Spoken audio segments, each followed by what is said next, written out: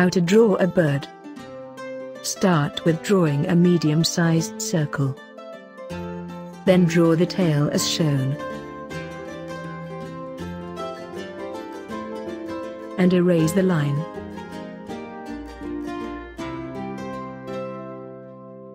Draw the wings as shown.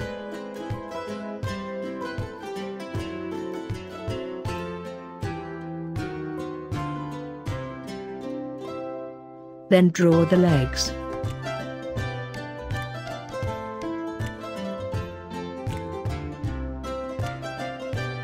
Draw an oval for the eye. And draw the eyeball. Then draw the beak as shown. Erase the line inside of it. At last, color the bird. Here is the finished drawing of the bird.